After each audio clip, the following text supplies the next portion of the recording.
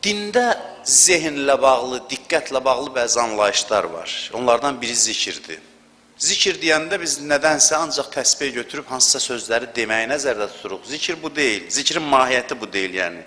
Zikir yəni fikrin nəzarətdə olması. Bir adam ki fikrini öz istədiyi səmtə yönəldə bilir, o zikr halındadır. O zikr halındadır. Qəflət nədir? Zikrin əksisidir. Qəflət yəni nəzarəti itirmək. Yəni gücün çatmır öz zehni və təfəkkürü və nəzarət eləyəsən. İmam Sadiq əleyhissalam buyurur ki, bütün bədbəxtliklərin kökü qəflətdir, xoşbəxtliklərin kökü zikirdir. Qəflət yəni fikir ixtiyarın əlindən çıxdı. Zikir yəni fikrim öz əlimdədir, hara istəyirəm, oraya yönəldirəm. Bu qədər aydındır mövzu. Biraz izah edeyim bunu. Bizim daxilimizdə müsbət meyillər çoxdur. Biz belə yaranmışıq ki, bizim fitrətimiz müsbət cazibələrlə doludur. Biz boş qab kimi dünyaya gəlməmişik ki. Biz boş qab deyilik. Biz fəzilətlərlə dolu bir qabıq. Daxilimizdə müsbət cazibələr var. Müsbətlər mənfilərdən çox və güclüdür. Mənfilər azdır və zəifdir əslində. Müsbət meyillər mənfilərdən qat-qat güclüdür. Bəs bu qədər içimizdə müsbət ola-ola, bu qədər müsbət cazibələr ola-ola biz niyə inkişaf eləyə bilmirik? Bax, əsas sual budur. Hamının dərdi budur ki, mən niyə qabağa getmirəm, yerimdə sayıram? Bu qədər müsbət var axı, mən boş qab deyiləm, məni böyük bir, necə deyim, mənəviyyat xəzinəsi olaraq Allah dünyaya gətirib. Bəs niyə biz inkişaf eləmirik? Çünki belə bir qayda var. Müsbət şeylərin üzərində təmərküzləşirsən, düşüncəvi müsbətlərə yönəldirsən, onlar artır. Diqqətdən kənar qalanda zəifləyir. Bizim dərdimiz budur ki, biz müsbətlərə, müsbət meyillər üzərində düşünmürük.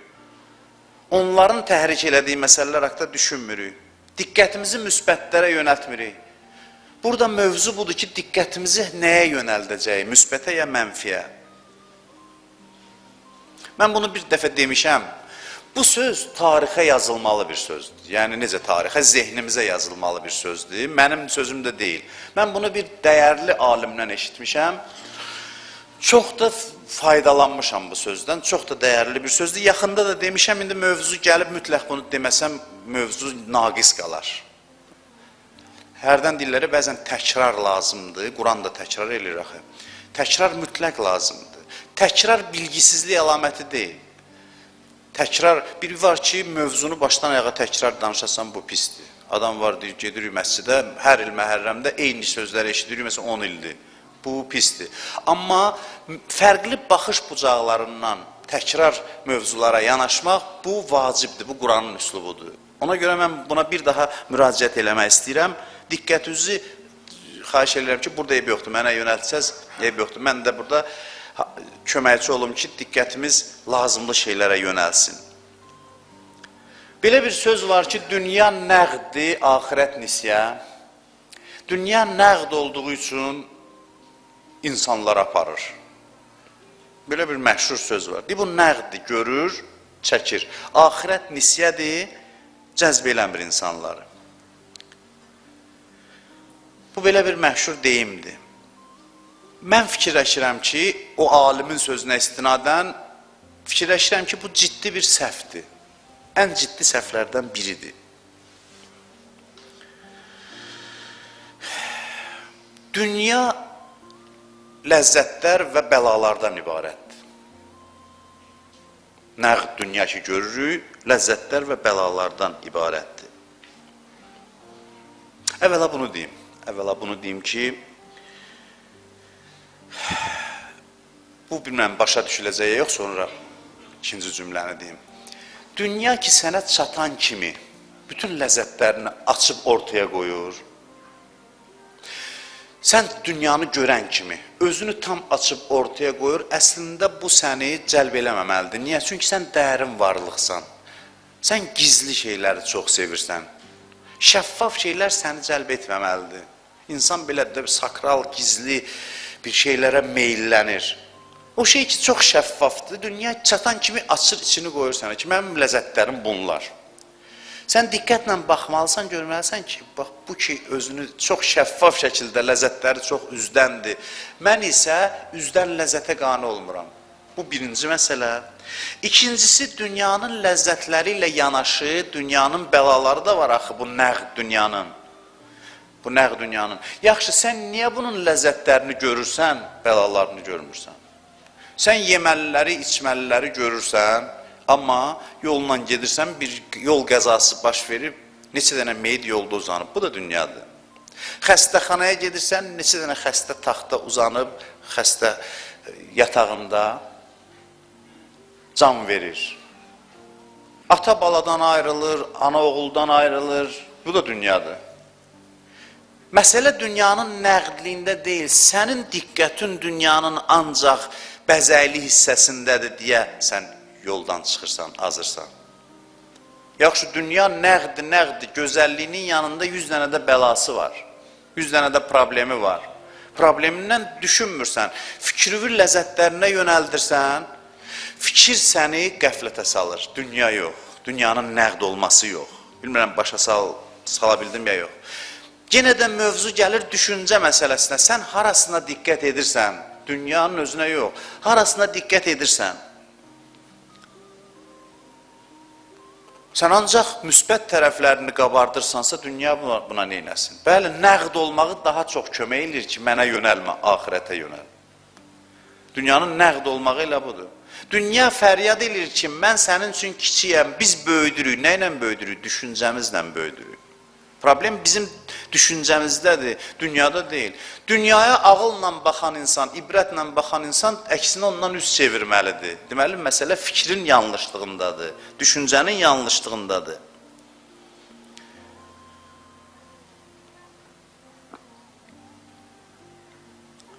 Axirət isə nisye olduğu üçün bizi dəf eləmir, fikrimizi yönətmirik ona, fikrimizi yönətmirik. İnsanın fikir haradadırsa özü də oradadır. Axirət gələcəkdə olacaq, bu indidir. Mən sənə bir söz deyim, əksinə insan gələcəkdə olan şeylərin xəyalından daha çox ləzzət alır. 2 il bundan sonra toy olacaq cavan oğlanda, hələ toy yoxdur ki indi. Təzə vaxtda da maşallah aşiq məşuq olurlar axı. Əsərlər də hamısı o vüsala qədərdir, qovuşmağa qədər orada bitir. Ondan sonra ki, səhər durur, deyir ki, get soğan al, get kartoşka al, nə al, bu da oyla dalaşır, deyir, qoy yatım, dincəlim. Bu şeyləri yer vermirik. Biz o şirin vaxtında münasibətlərin. 2 il bundan sonra toy olacaq, heç nə, xəyalı ilə ləzzət alır özü üçün. Belə olacaq toyum, elə olacaq filan, oyla ləzzət alır. Əksinə, gələcəkdə olan şeylərin düşüncəsi insanın nəqd olan şeylərdən daha çox cəzb eləyir. Çünki sonra nəqd əlinə çatanda deyəcək, bunun üçün idi hamısı. Bunun xəyalı özündən şirin imiş. Dünyanın xəyalı, düşüncəsi özündən qat-qat şirindir. Problem dünyada deyil, problem bizim diqqətimizi hansı tərəfə yönəltməyimizdədir. Düşüncə çox mühümdür. Nəyə fokuslanıb düşüncə? Bu çox önəmli mövzudur, çox önəmli məsələdir. Axirət o qədər ləzzətlidir ki, onun bir an düşüncəsi bütün dünyanın yeməyi, içməyindən ləzzətlidir insan üçün. İnanmırsınızsa, oturun bir dəfə düşünün. Axirət haqqında biraz düşünün. Bəziləri axirəti görür, o heç, onlardan danışmıram. Onlar üçün axirət nəqdi dünya nisyə. O heç, biz onlardan deyilik. Əleyhissalam deyir ki, وَهُمْ وَالْجَنَّةُ كَمَنْ رَآهَا فَهُمْ مِنْهَا مُنَعَّمُونَ deyir, cənnəti elə bil görürlər və içindədirlər, dünyadaykən. Həmmam xütbəsində deyir, təqvalıların sifətlərindən danışır. Onlar görürlər. Biz özümüzdən danışırıq. Onlar dünyanın da batinini görürlər və dünya onları çəkmir. Məsumlar deyir, niyə günah haqda heç düşünmür? Biri ustadından soruşdu. Kəndlərdə var idi, indi mən var, üzr istəyirəm, dönə-dönə sizdən, çox-çox üzr istəyirəm. Bir daha üzr istəyirəm ki, ayaq yolunda o təmizləmək üçün, yəni quyu qazardılar və sonra onu gəlib maşın təmizləyərdi. İndi də mən var ya yoxdur, o sistem, kanalizasiya sistemi olmayan yerlərdə. Maşın gəlir onu aparardı. Deyib, bunlar yaşadığı yerdə də elə idi və alim bu soruşanda ki, məsum niyə günah haqqında heç düşünmür, deyir, vaxt olar cavab verərəm sənə. Bir gündə gedir, görür ki, belə bir quyunun nəzasətdən üzr istəyirəm, təmizləyirlər, bu tez burnunu tutur ki, hiss eləməsin, deyir, əl çək burnundan, ustad deyir. Deyir, yox, çox pis qoxusu var filan. Deyir ki, buna yaxınlaşmaq istəyərsən, deyir, yox, istəyirəm tez keçin bunun yanından. Deyir, dünya və günahlar məsumun gözündə belə bir şeydir. Bu nədir ki, bunun haqqında elə oturub düşünəsən də, fikirləşəsən də, xəyal da qurasan. Bunlar heç, bu başqa kateqoriya insanlardır ki, bunları dünya cəlb eləmir, yox, o günahlar, günah hissəsindən danışıram. Dəf eləyir, uzaqlaşdırır. Həzrəti Məryəm dururdu mehrabında, meyvə görürdü, Zəkərya daxil olurdu, deyirdi, bunu Allah cənnətdən, behişdən göndərib.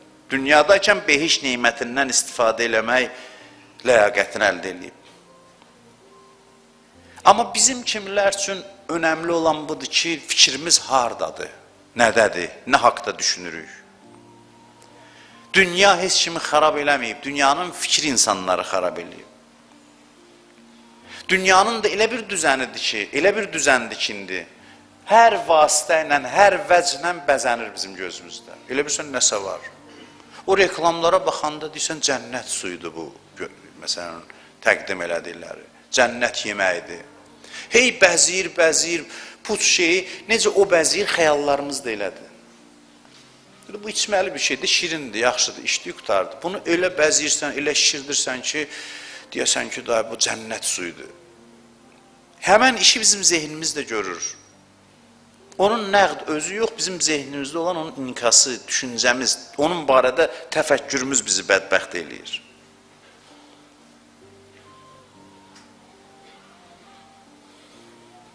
Nə haqda düşünməyin çox mühümdür, çox. Adam var, həmişə deyirik bunu, nəyim var, onu düşünür dünya malından. Adam var, nəyim yoxdur, onu düşünür. Gözəl bir sözdür Həzrət Əlidən, üzr istəyirəm, İmam Həsən əleyhissalamdan,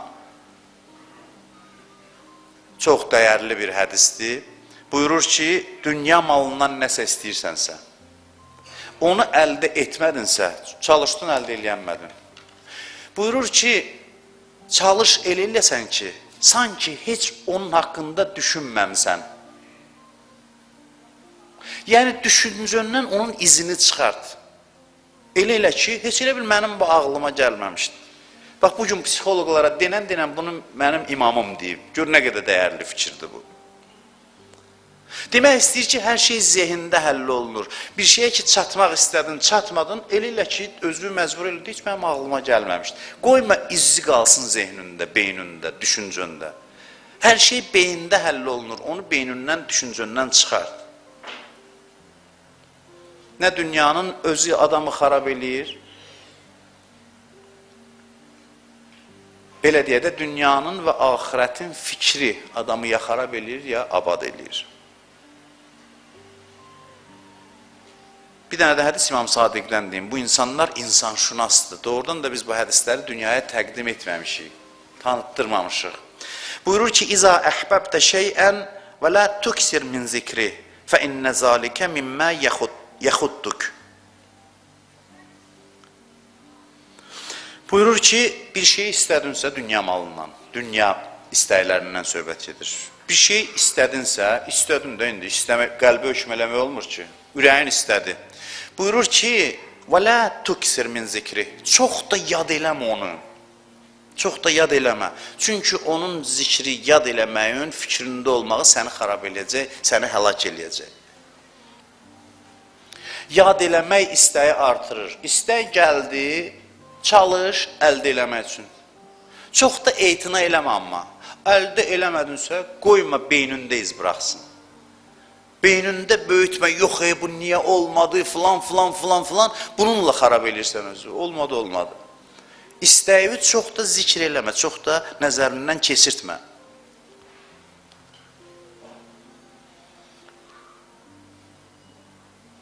Dünyanın gücü çatmır, səni xarab eləsin. Fikrin məşğul olur, o fikir səni xarab eləyir.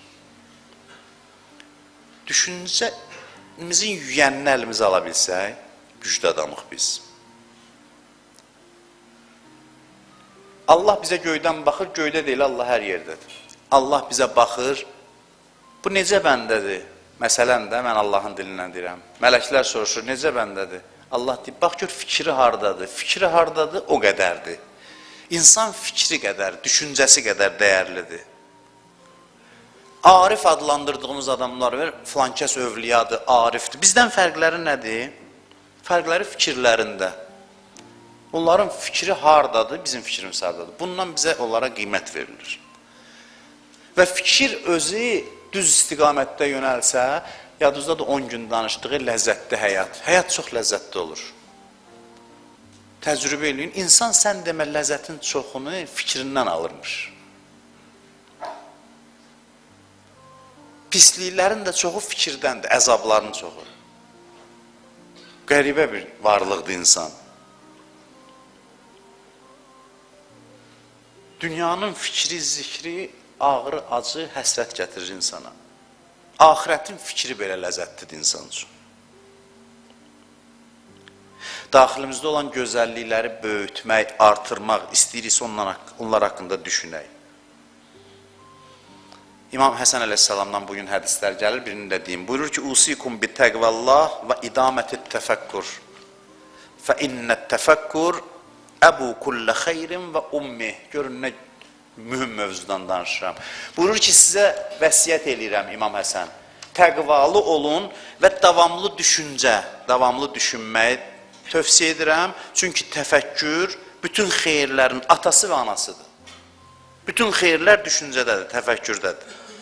Görürsünüz nə qədər mühümdür. İdamət-i təfəkkur. Yəni, davamlı düşünün, təfəkkür edin. İbn Abbas əleyhissalamı tərif edirdi. Necə adam idi? Daim düşüncədə idi. Həzrət Əlinin tərifidir bu. Deyir, həmişə təfəkkürdə idi. Həzrət Əli özü möminləri tərif edir. Buyurur, yusbihu və şuğluhu zikr, yumsi və həmmuhul fikr. Gecə deyir səhərə qədər. İşi yad eləməkdir, səhər axşama qədər düşünməkdir. Bu möminin tərifidir. Deyir, bizdə bəzi yerlərdə fikri zikri filandır. Fikri zikri nədir adamın? O qədər qiyməti var insanın. Allah fikrin müştərisidir, düşüncənin müştərisidir. İmam Zaman bir söz gəlib dünyanı niyə təmin eləyəcək? Dünyanı təmin eləyəcək ki, adamlar görməmiş olmasın. Adamlar görməmişlikdən düşüncəsiniz yönəldir, ora, bura bəziyir filan, dünya belə, filan kəslər keyfdədir. And olsun Allaha düşündüyün qədər deyil. Görənlərdən soruş. Görüb, gəzib gələnlərdən soruş, deyir, hə, gördü, gəzdi, gəldi. Bir mahiyyətin müxtəlif formalarıdır. Mahiyyət dəyişmir. Bu dünyanın mahiyyəti zəifdir. Onu formadan formaya salmaqla deyil. Bilirsiniz, mahiyyəti səni qane eləmir. Eyni dəmirdən müxtəlif maşınlar düzəldəcək. Bəli, o inkişaf eləyəcək. Amma mahiyyət budur da, bunun mahiyyəti dəyişə bilmir axı. Mahiyyəti dəyişə bilmir. Mahiyyət ki, dəyişmir, sənin çatışmayan cəhətin, bu dünyanın naqisliyi onun mahiyyətindədir, formasında deyil. Forma nə qədər təkmilləşsə də mahiyyət dəyişmir. Ona görə İmam Zaman gəlib təmin eləyəcək, cəmaat görməmiş olmasın. Amma hünər o adamdadır ki, əldə eləməmiş mahiyyətini bilir. Bir var istifadə edib yorulasan, bir də var elə əvvəldən biləsən ki, görünən kəndə nə bələdçi görürsən ki, bu məni qane edə bilməz. Bax, hikmət sahibi budur. Hər şey təcrübə ilə yox, ağılla həll eləyir, ağılla görür. Allah görsə ki, bizə dünyanı versə, fikrimiz Allaha yönələcək, tez verər.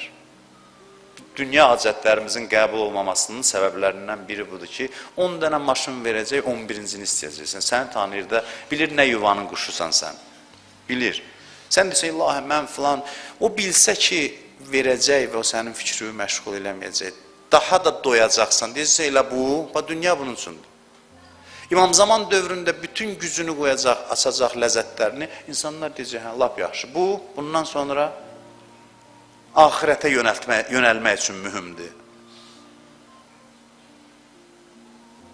Amma yox, diqqətin Allah'dadırsa, maşını da daha çox sevirsən. Dünya pərəstdən də daha çox. Niyə? Allahın hədiyəsidir. Əslində Allahı sevirsən. Maşını da, evi də, paltarda hamısını Allah verir. Məşuqun sənə hədiyyəsidirsə, hər nədirsə, dəyər tapır. Dünyapərəstin fərqi budur ki, onu özünü müstəqil olaraq sevir. Amma ariflər dünyanın dağını, daşını, ağacını, meyvəsini, havasını, evini, maşınını, libasını, hər şeyi sevir. Ne üçün? Çünki Allahın bəxş elədiyi hədiyyədir. Allahın qoxusu var dəmirində də, daşında da. Bu cür sevirsənsə, halal xoşunu nə qədər sevirsən, sev. Nə qədər istəyirsən, istə. Əl-mu'minu məğmurun bi fikrəti. Buyurur ki, mömin düşüncəyə dalmış adamdır. Xəyala qərq olub, düşüncəyə dalıb. Sözümü yavaş-yavaş bitirirəm.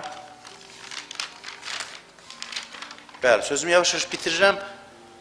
Biz nəhayət ki, bu zehniyyətə sahib olaq ki, kimsə bizim fikrimizi nəyəsə yönəldəndə elə bilə bizi təhqir edir, söyür. Biri ən ağır söyüş bizə söyəndə necə hiss edir özümüzü ki, sən mənə niyə təhqir edirsən? O ki, sənin fikri özünə lazım olan səmtə yönəldir, and olsun Allaha ki, ən böyük təhqir odur. Ən böyük söyüşdür. Sən mərd ol, kişi ol, qüdrətli ol, güclü ol, deyən yer ged o yana, sən mənə, kimsən ki, sən mənim düşüncəmi oğurlayasan, cibimdən gəlib mənim nəyisə oğurlayanda adam özünü təhqir olunmuş hesab edir ki, sən məni nə hesab edirsən ki, gəlib əlli cibimə salıb çıxardırsan. O fikir oğrularına da deyən ki, sən məni nə hesab edirsən ki, sən oturub qərar verəcəksən ki, mən nə haqda düşünüm, mən də sürünəcəm sənin dalınca. Fikir belə bir şeydir ki, onu azad buraxanda azad qalmır. Bilirsiniz necədir? Ya sənindir, ixtiyarından çıxdısa şeytan ona sahiblənir. Onu buraxdınsa, axır adam nəsə fikirləşir də gün ərzində. Elə bir saniyə var ki, nəsə düşünməyəsən, yoxdur. Sən ki, öz ixtiyarından buraxdın, şeytan götürür onu, aparır. Nəzarətində deyilsə, şeytan sahibdir ona. Sənin deyilsə, hərzə yerlərə yönəlir. Deyərdim ki, tərbiyəsizlik eləyir. Düşüncənin tərbiyəsizliyi xüsusiyyəti də var. Başına buraxsın, tərbiyəsiz uşaq kimidir.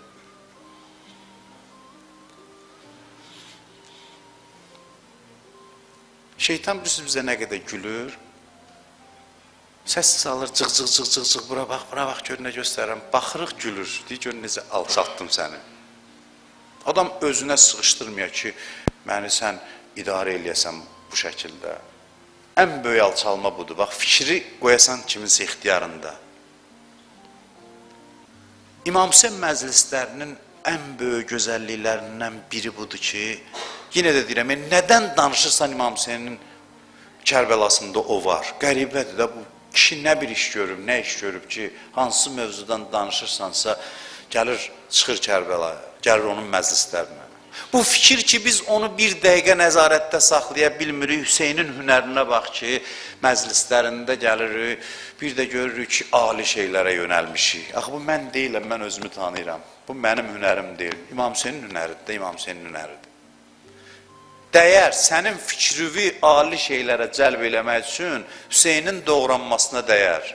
Görün, fikir nə qədər mühümdür.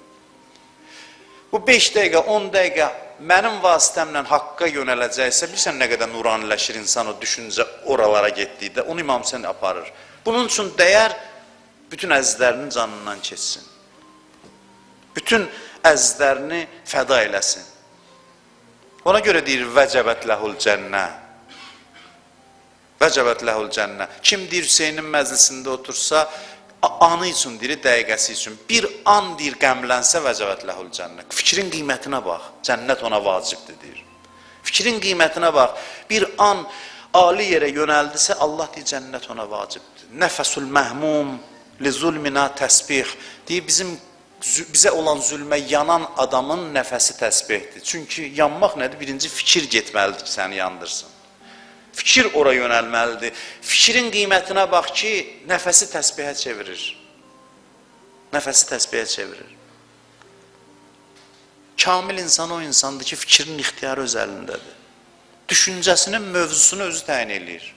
Mən bugün nə haqda düşünməliyəm, özü təyin eləyir. Kənardan demirlər, bura bax, o da baxsın. Hər səs gələn tərəfə. Və dərin düşünür.